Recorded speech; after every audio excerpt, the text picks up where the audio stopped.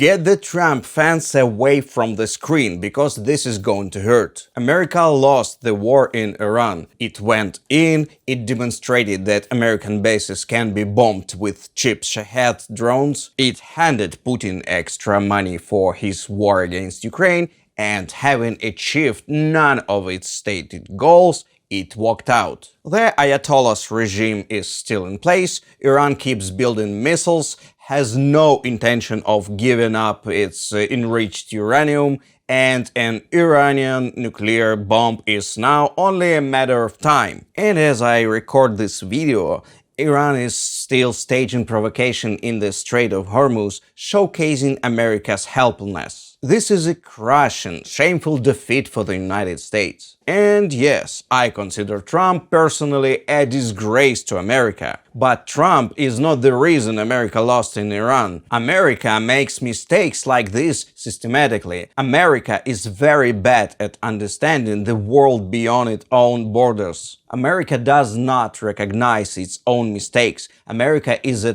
Tower of Babel. And that is exactly what I'm going to show you with evidence over the next 10 minutes. Hi, my name is Roman and I'm from Ukraine. I'm making this video because I'm scared. Because I don't want to live in the world run by a Chinese dictatorship. I want to live in a world of Western democracy. And I can offer you a slightly different lens, a different way of looking at what's happening in the world. Because our society is not divided into Republicans and Democrats. We have no imperial past. In the history of slavery, we were slaves. White privilege doesn't exist here because 98% of our population is white. We see the world differently, but we are still part of Western civilization. Stick around, this is going to be interesting.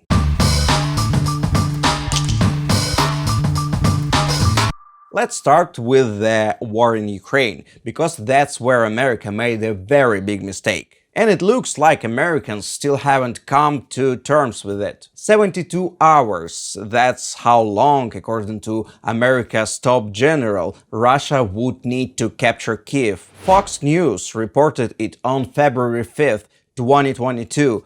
General Mark Milley, chairman of the Joint Chief of Staff, the highest-ranking officer in the United States, told Congress in closed briefing that Kiev could fall within 72 hours. Here's the problem with that mistake. American intelligence wasn't blind. The CIA director flew to Moscow in November 2021 because Washington already had the invasion plan. The Secretary of State stood in the UN Security Council and read out Russia's playbook almost scene by scene, the fabricated pretext, the staged provocation, the tank columns. They knew the date, they knew the pretext, they predicted the war down to the week, but they got wrong everything that happened after day one of the Russian invasion. It is July 2026, the flag over Kiev is still blue and yellow, and the same General Milley was already telling Congress in April 2022 that the war would last for years. Russia is America's enemy. Since 2014, I believe Russian propaganda has voiced threats of a nuclear strike hundreds of times. 12 years ago, Russia's chief propagandist Dmitry Kisilov, live on a state TV channel, was belittling the American President Barack Obama and declared that Russia could turn America into radioactive ash. Now think about what this situation tells us. It tells us that American intelligence was practically sitting inside Putin's own office. It knew absolutely every detail of the invasion. And at the same time, it turned out that America knows nothing at all about Russia. That is, holds completely false ideas about the country threatening America with nuclear war. How did that happen? I have an answer.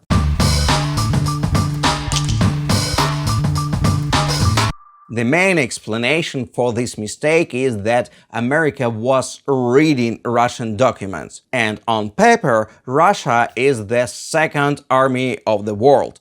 thousands of tanks, the largest nuclear arsenal on Earth. Except there have always been two Russias. Russia on paper and the actual Russia. And the actual Russia was never classified. If you open Google Images and type in Russian "квадратный снег", which translates as square snow, you will see photographs of Russian conscripts shoveling snow into perfect geometric squares in the middle of empty parade grounds. Because the colonel is coming and the parade grounds has to look like work is in full swing, the squares serve no military purpose, the squares are the military purpose. And inside Russia, everyone knows this. Another traditional pastime in the Russian army is painting the grass. Soldiers on their knees painting dead brown dirt with green wall paint, not landscaping spray, wall paint, because the general is coming and dirt has to look like a lawn. Here's a clip for you from a once popular Russian TV series about army life. Иди-ка вот и покрась траву. Понял? И пролысину вот тщательно покрась, видишь? Вижу, товарищ капитан. И тропинку тоже покрась. Товарищ капитан, а тропинку точно надо красить? Точно надо. This is something everyone knows. It lives in the memes and the jokes. It's part of Russian mass culture. And another absolutely mundane story. A man serves 2 years of conscription and never fires a single shot because his unit's training ammunition was sold on the black market by his own officers years before he even arrived. And this is not some loud scandal, it's everyday routine. These stories have been sitting on the open Russian internet for decades. They were told over every holiday dinner in every home for 30 years. Every Ukrainian knew, every Russian knew, any American with an internet connection could have learned it in 90 seconds. The only institution on the planet that officially did not know was the one being paid about $80 billion a year to know, the institution responsible for the national security of the United States. And I don't understand why this story doesn't terrify Americans. Why you're not shouting about it from every rooftop. Because why do you think the same people understand China any better? I'm almost certain they don't. And coming back to Russia, what it actually had was a weak army, one of the most corrupt on the planet. Ukrainians managed to stop it without modern weapons, without American tanks and fighter jets. That was when Ukraine had a real chance to stop this war. Since then, Russia has fixed a great many of its mistakes and gained the experience of modern war. Its army is now far stronger and it poses a far greater threat to the Western world.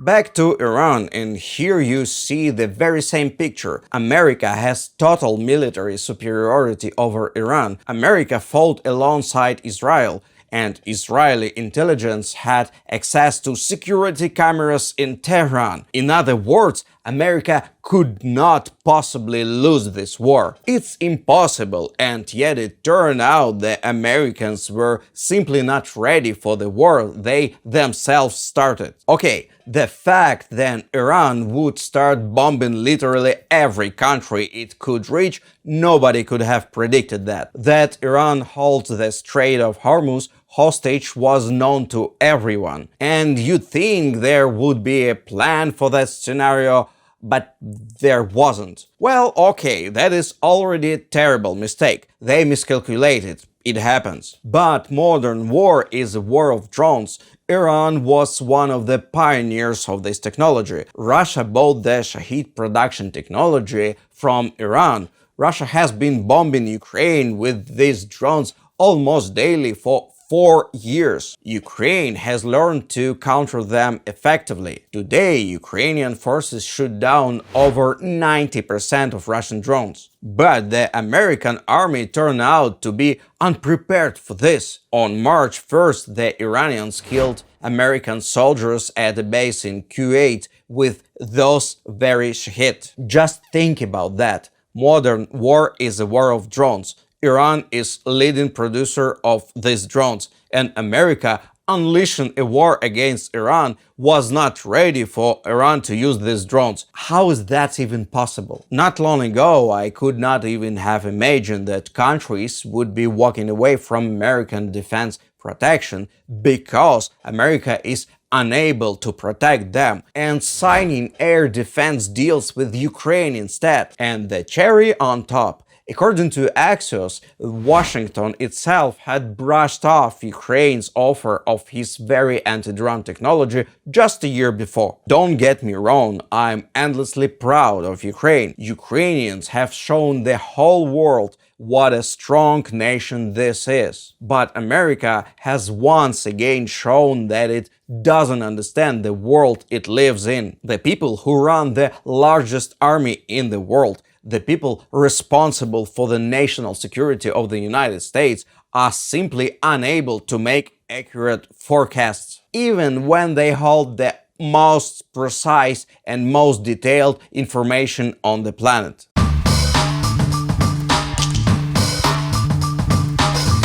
None of this started yesterday. Back in 2018, Ukrainian units playing the enemy at NATO exercises in Germany were already walking into an American battalion's field headquarters with the words, "Gentlemen, lay down your weapons." 32 simulated prisoners, according to the official statement of the Ukrainian General Staff. And at another exercise that same year, capturing a NATO operational map and delivering it to their own command. At the time, Russia was waging a localized war against Ukraine while denying any involvement. Supposedly, it was just some Ukrainian separatists who had risen up against Kiev. But even then, our soldiers were saying out loud how far NATO lagged behind the realities of modern war. I'll be honest, though, the sources are Ukrainian and the American side never published any press release in response. So feel free to treat that one as Ukrainian propaganda. But last year came exercise Hedgehog in Estonia, NATO's big Baltic maneuvers, 16,000 troops from 12 countries.